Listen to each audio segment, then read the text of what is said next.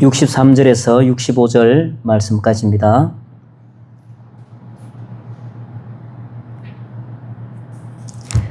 마태복음 26장 63절에서 65절까지 같이 읽도록 하겠습니다. 예수께서 침묵하시거늘 대제사장이 이르되 내가 너로 살아계신 하나님께 맹세하게 하노니 네가 하나님의 아들 그리스도인지 우리에게 말하라. 예수께서 이르시되 네가 말하였느니라. 그러나 내가 너희에게 이르노니 이후에 인자가 권능의 우편에 앉아 있는 것과 하늘 구름을 타고 오는 것을 너희가 보리라 하시니 이에 대제사장이 자기 옷을 찢으며 이르되 그가 신성 모독하는 말을 하였으니 어찌 더 증인을 요구하리요. 보라, 너희가 지금 이 신성 모독하는 말을 들었도다. 아멘.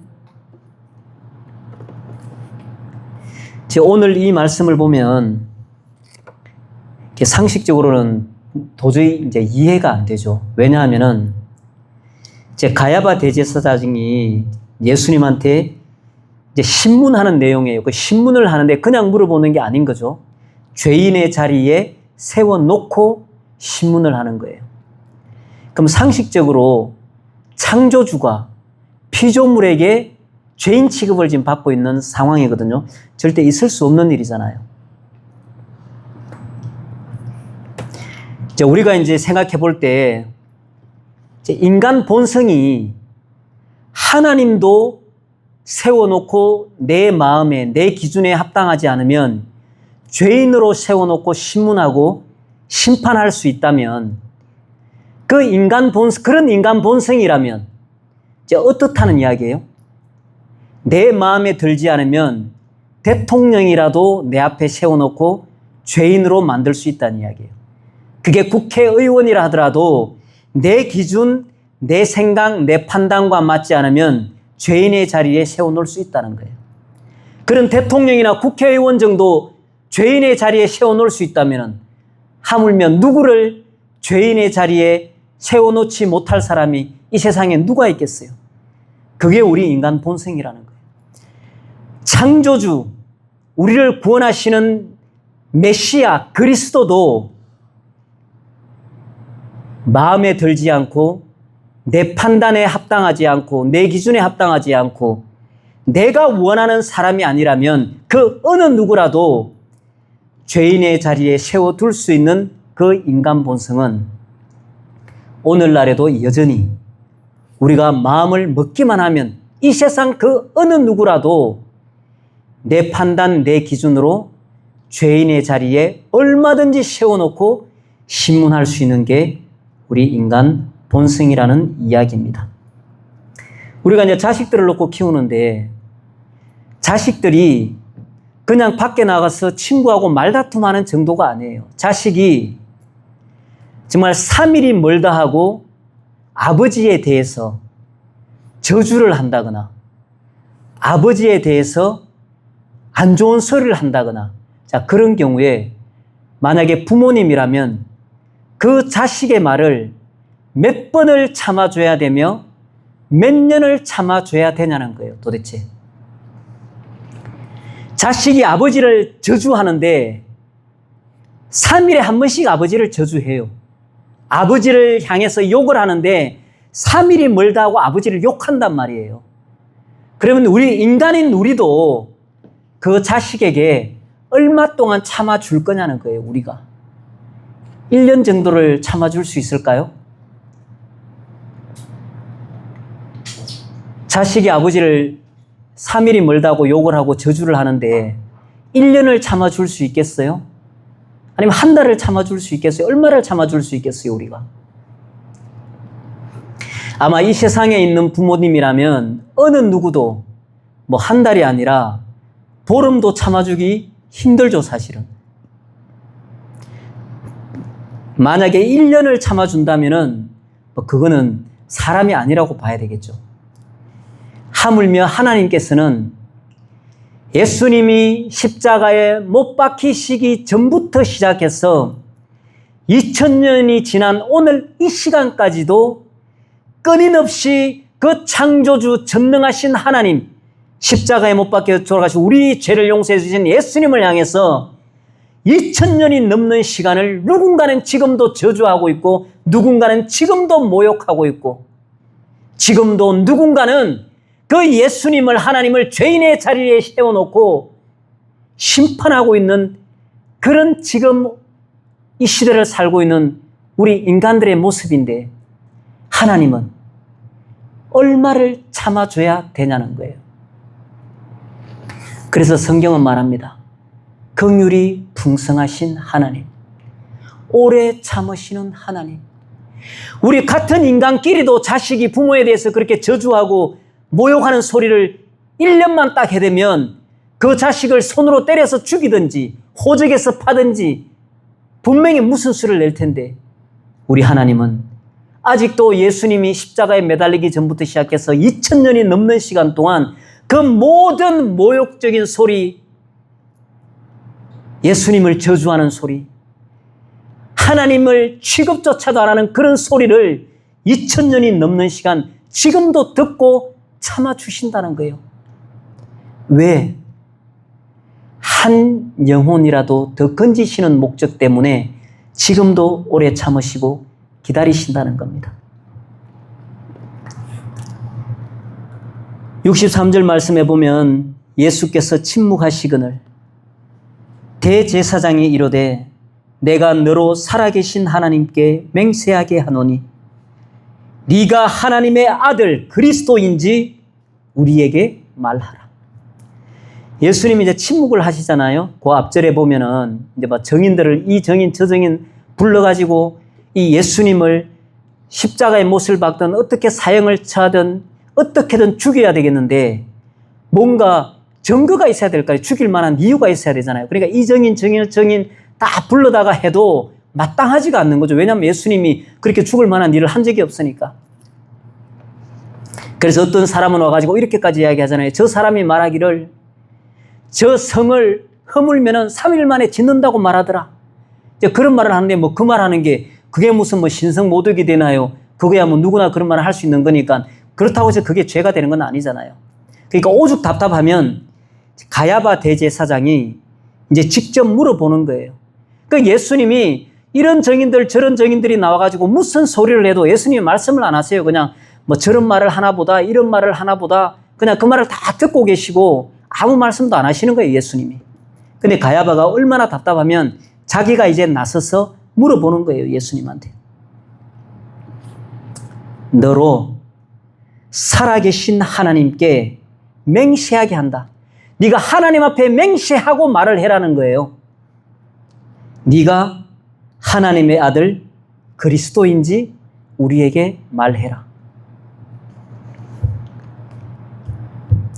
이제 절대 거짓말 하지 말라는 거죠. 하나님 앞에 맹세하고 이야기하라고 하는 거니까. 그리고 말 그대로 진짜 네가 하나님의 아들이 맞느냐? 진짜 네가 메시아가 맞느냐? 진짜 한번 이야기해봐라. 하나님 앞에 맹세해라. 제 64절에 예수님께서 말씀하십니다. 지금까지는 쭉 침묵하고 계시다가 그 말에 하나님께 맹세하고 네가 하나님의 아들인지 그리스도인지 말하라는 그 말에 예수님이 가야바에게 그렇게 말합니다. 네가 말하였다. 뭐 다르게 거창하게 나는 정말 하나님의 아들이고 내가 진짜 그리스도고 나를 믿어야 된다라고 막 그렇게만 거창하게 이야기도 안 하고 그냥 네가 말하였다. 이렇게만 이야기합니다. 그리고 그 이후에 하시는 예수님의 말씀이 더 기가 막힙니다. 이후에 인자가 권능의 우편에 앉아 있는 것과 하늘 구름을 타고 오는 것을 너희가 보리라 하시니. 정작 네가 하나님의 아들인지 네가 정말 메시아 그리스도인지 말을 한번 해봐라고 이야기했는데 예수님은 거기에 대해서는 그냥 간단하게 넘어가듯이만 이야기하고 정작 다른 이야기를 하시는 거예요. 이후에 인자가 권능의 우편에 앉아 있는 것을 볼 것이다. 하늘 구름을 타고 오는 것을 너희가 볼 것이다. 엄청난 말이거든요. 이 말씀은 예수님이 어떤 말씀을 근거로 해서 말씀하시는가 하면 다니엘서하고 시편 말씀을 가지고 구약에 나와 있는 그 말씀들을 이 시대 유대인들은 구약 말씀에 워낙 능통하기 때문에 이제 그것을 배경으로 해서 말씀을 하시는 거예요. 다니엘서 7장에는 이렇게 말씀하고 있습니다. 내가 또 밤 환상 중에 보니 인자 같은 이가 하늘 구름을 타고 와서 옛적부터 항상 계신 이에게 나아가 그 앞으로 인도되매 그에게 권세와 영광과 나라를 주고 모든 백성과 나라들과 다른 언어를 말하는 모든 자들이 그를 섬기게 하였으니 그의 권세는 소멸되지 아니하는 영원한 권세요 그의 나라는 멸망하지 아니할 것이라. 다니엘이 이제 환상 중에 보여주신 내용이거든요. 이 말씀을 근거해서 이야기를 한 거고, 또 하나는 시편 110편인데 여호와께서 내 주에게 말씀하시기를, 이 다윗의 시거든요. 내가 너의 원수들로 너의 발판이 되게 하기까지 너는 내 오른편에 앉아 있으라 하셨도다. 그 권능의 우편이에요. 하나님 영광의 보좌 우편을 말하는 거예요. 이 말씀을 근거로 해서 예수님이 하나님의 아들이냐 네가 그리스도냐는 그 말에 이후에 인자가 권능의 우편에 앉아 있는 것을 볼 것이다. 심판주, 심판의 자리에 있는 것을 볼 거라는 겁니다. 권능의 우편, 영광의 우편, 그 보좌에 앉아서 심판할 것이라는 것. 하늘 구름을 타고 오는 것을 너희가 보리라 하시니. 충격적인 말인 거죠. 그냥 단순히 야 진짜 하나님의 아들인지 아닌지 모르겠는데 진짜 네가 하나님의 아들이면 한 이야기 좀 해봐봐. 응? 네가 진짜 메시아 맞아? 그 정도 선에서 물었는데 예수님은 그 차원을 훨씬 넘어서서 내가 심판주다. 네가 오늘은 너희들이 가야바 대제사장을 비롯해서 바리새인들이나 모든 사람들이 오늘 그 예수님을 죄인의 자리에 앉혀놓고 자기들이 심판자인 것처럼 심판하고 있는 그 상황에 예수님이 하시는 말씀이에요. 지금은 너희들이 나를 죄인으로 심판의 자리에서 심판하지만 이후에는 내가 진짜 심판주로서 와서 내가 너희들을 심판할 것이다. 그 말을 하고 있는 겁니다. 하늘 구름을 타고 오는 것을 너희가 보리라. 그러니까 이 사람들이 믿든 안 믿든 예수님은 상관이 없어요. 그냥 예수님은 나는 어떤 존재인지를 내가 창조주다. 내가 전능자다. 내가 정말 세상의 만왕의 왕이다. 내가 이 세상의 모든 자들을 심판할 권세를 내가 가졌다. 그거를 예수님이 선언하시는 거예요. 그 죄인의 자리에서.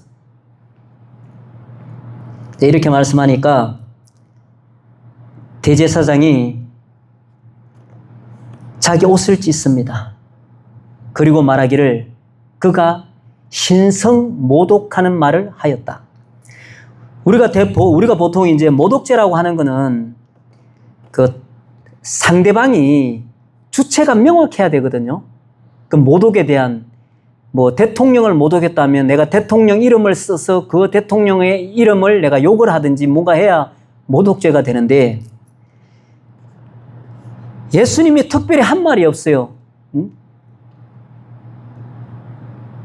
권능의 우편에 앉아 있는 것, 하늘 구름을 타고 온다는 것, 이거 누구를 모독했다는 거예요, 이거는. 귀에 걸면 귀걸이가 되고 코에 걸면 코걸이가 되는 거예요. 오늘날 우리 세상에도 똑같잖아요. 우리가 보통 사람들은 봤을 때 저게 왜 죄가 되지 하는데 죄를 만들면 그게 죄가 되는 거예요. 이 시대도 마찬가지입니다. 신성모독이란 단어는 사용했지만 예수님이 하나님 욕했어요. 본인들이 믿는 유대인들이 말하는 그 한 분 하나님, 그 여호와 하나님을 예수님이 욕한 게 단 한마디라도 있냐고요. 그런데 하나님 보좌 우편, 그 영광의 우편, 권능의 우편에 앉아 있고 그리고 하늘 구름을 타고 온다는 그 말을 가지고 이건 신성모독이라고 딱 죄를 정해버렸습니다.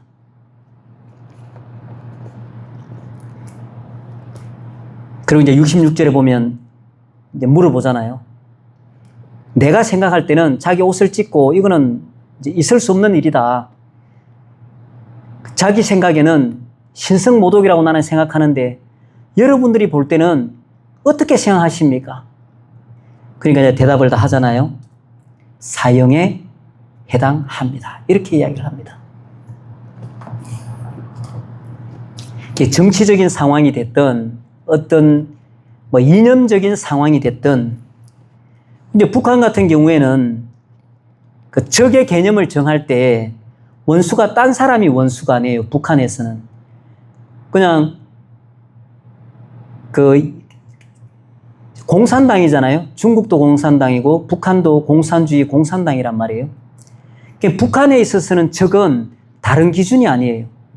이념, 이데올로기적인 그 이념이 반대되는 쪽에 있는 사람은 다 원수고 적이 되는 거예요. 그 이념이 반대되는 대한민국이기 때문에 북한에서는 대한민국이 적이 되는 거예요. 같은 피를 나눈 그런 조상을 둔 그런 형제 자매라 할지라도 이념이 다르면 적이 되는 거예요. 이 북한에서 적이 또 누구예요? 미국이잖아요. 왜? 이념이 반대쪽에 있어요. 그럼 적이 되는 거예요. 근데 북한이 중국은 적이 아니에요. 러시아도 적이 아니에요. 왜냐? 이념이 같아요. 그러면 동지가 되는 거예요. 이념이 같으면. 이제 예수님 시대도 마찬가지지만 오늘날 시대도 마찬가지인 거예요. 이 적의 기준을 정할 때, 원수의 기준을 정할 때 어떤 그 기준을 사람들이 그때그때마다 필요에 따라서 자기 상황에 따라서 그 기준을 정해버리면 그 기준의 반대편에 있는 사람은 다 적이 돼버리고 원수가 돼버리는 거예요. 아무리 예수님이 선한 일을 많이 하고 기적을 많이 일으키고 죽은 자를 살리기도 하고 정말 병든 사람을 치유하고 죄인을 용서하는 그런 모습을 보였다 할지라도 이 시대 유대인들, 정치 지도자들, 그런 공회 지도자들 그들 앞에서 도움이 되지 않으면 그 사람이 심지어 메시아이든 그리스도이든 하나님의 아들이라 할지라도 없애야 할 적에 불과한 거예요. 그래서 우리는 진짜 조심해야 될 게 내 기준으로 적을 만들지 않는 거예요. 내 기준으로 원수를 만들지 않는 것. 내 기준으로 죄인을 만들지 말아야 된다는 거예요. 창조주이시며 구원자이신 온 우주 만물 중에 만왕의 왕인 그 예수님을 앞에 세워놓고 그 피조물들이 이 사람은 죄인이야라고 심판할 정도면은 제가 서두에 말씀드렸다시피 우리는 이 세상 그 어느 누구라도 얼마든지 죄인의 자리에 세울 수 있습니다. 공산주의자들이 잘하는 게 그거잖아요. 아무리 내 부모님이라도 이념적으로 벗어나면 어떻게 해요? 그 부모님을 죄인의 자리에 세우잖아요. 그래서 심지어 총살하는 자리에도 그걸 지켜보는 게 자식들이 하는 일입니다. 공산주의에서는. 그렇게 이 세상에서는 그 인간 타락한 그 본성은 그 어떤 누구라도 내 기준으로, 내 방식으로, 내 상황에 따라서 얼마든지 죄인을 만들 수 있다. 그리고 우리는 그 자리를 피해야 됩니다. 오늘 말씀을 통해서 볼 수 있는 게 예수님은 우리가 필요할 때만 찾는 분이냐? 오늘 이 말씀을 통해서 우리가 알 수 있는 것은 예수님은 누구신가? 예수님은 진짜 누구신가에 대한 그런 믿음이 우리에게 필요하다는 거예요.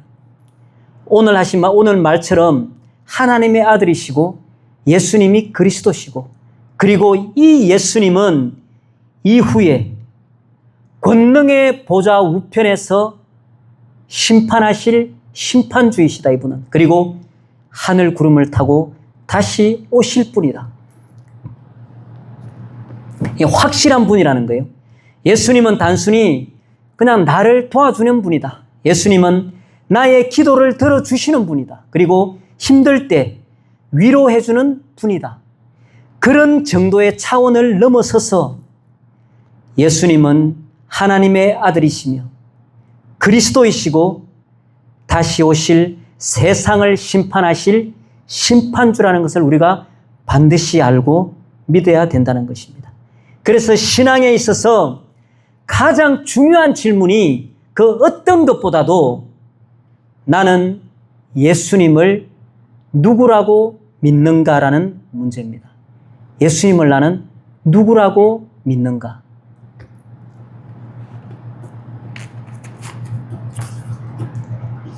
자, 예수님은 오늘 말씀에서 딴 사람이 이야기하는 게 아니거든요. 예수님 본인이 죄인의 자리에 서서 하시는 말씀이에요. 자신을 심판하고 자신을 죄인의 자리에서 놓고 이제 죽이려고 하는 자들 앞에서 예수님이 하시는 말씀이거든요. 나는 하나님의 아들이다. 내가 메시아요. 내가 그리스도고 내가 구원자다. 그리고 내가 이 세상을 심판할 심판주다. 그리고 하늘 구름을 타고 반드시 다시 오실 그런 모든 우주 만물의 통치자다. 예수님은 그렇게 말씀하고 있는 거예요. 그럼 우리 입장에서는 생각할 때 그러면 이 세상 모든 우주 만물 가운데 누가 진짜 왕이냐? 그럼 누가 진짜 심판자이냐? 그리고 영광의 보좌 우편에서 심판하실 분이 왜 죄인의 자리에 서 계시는가? 정말 이건 아이러니하고 넌센스 하잖아요. 하나님의 권능의 보좌 우편에 앉아서 세상을 심판해야 하실 분이 왜 그 인간의 피조물인 그 인간이 심판하는 그 죄인의 자리에 서 계시는가? 말도 안 되는 이야기지만 하나님이신 분이 그 죄인의 자리에 서 계신 이유가 결국 나를 위해서라는 거예요. 우리를 위해, 우리 한 사람 한 사람을 위해서라는 거예요. 그 이유 말고는 예수님이 죄인의 자리에 서 계실 이유가 없는 거예요. 사람들은 예수님을 십자가에서 죽였습니다. 그런데 하나님은 그 죽음을 통해서 우리에게 생명을 주셨습니다. 사람들은 예수님을 패배자로 봤습니다. 그렇게 생각했습니다. 그런데 하나님은 그 십자가를 승리의 길로 사용하셨습니다. 우리가 생각할 때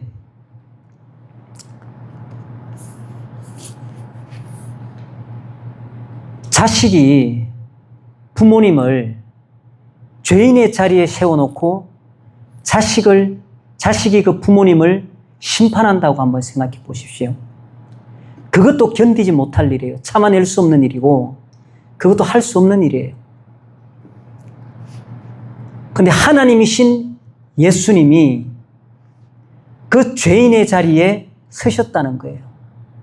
다른 이유가 없이 오직 나를 위해서 그 죄인의 자리에 서 계셨다는 겁니다. 있을 수가 없는 이야기예요. 그냥 하나님은 사랑이 많으시고 하나님은 긍휼이 많으시고 하나님은 우리를 불쌍히 여기시기 때문에 그러셨다라고 말하는 것 자체가 너무 하찮은 말이 되어버리는 거예요.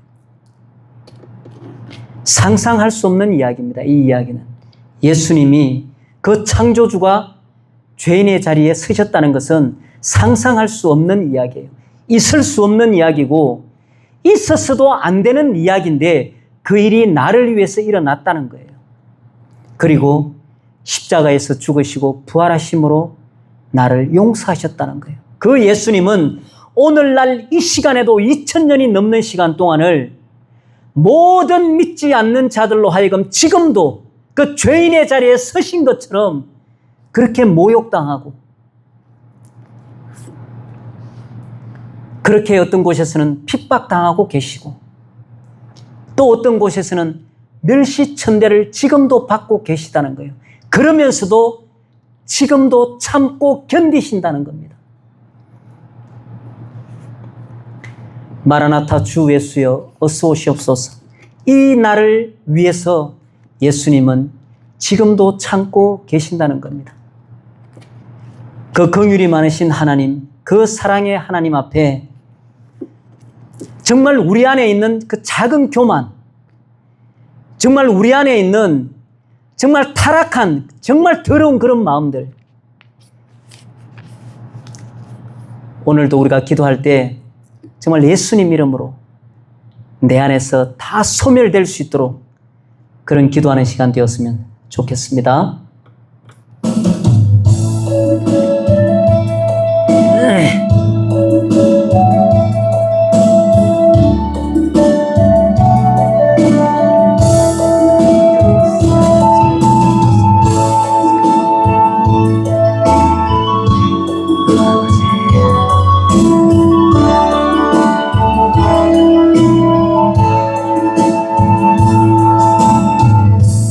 마라나타 주 예수여 어서 오시옵소서. 땅의 모든 길 모든 족속 주를 찬송하게 하소서. 마라나타 주 예수여 어서 오시옵소서. 모든 열방이 주께 돌아와 춤추며 경배하게 하소서. 우리 주님 다시 오실 길을 만들자. 십자가를 들고 땅끝까지 우린 가리라. 우리 주님 하늘 영광 온 땅 덮을 때 우린 땅끝에서 주를 맞으리. 마라나타 마라나타 아멘. 주 예수여 오시옵소서. 마라나타 마라나타 아멘. 주 예수여 오시옵소서. 마라나타 주 예수여 어서 오시옵소서. 땅의 모든 길 모든 족속 주를 찬송하게 하소서. 마라나타 주 예수여 어서 오시옵소서. 모든 열방이 주께 돌아와 춤추며 경배하게 하소서. 우리 주님 다시 오실 길을 만들자. 십자가를 들고 땅끝까지 우린 가리라. 우리 주님 하늘 영광 온 땅 덮을 때 우린 땅끝에서 주를 맞으리. 마라나타 마라나타 아멘. 주 예수여 오시옵소서. 마라나타 마라나타 아멘. 주 예수여 오시옵소서. 이 시간에는 말씀을 생각하며 성령께서 인도하시는 대로 기도하도록 하겠습니다.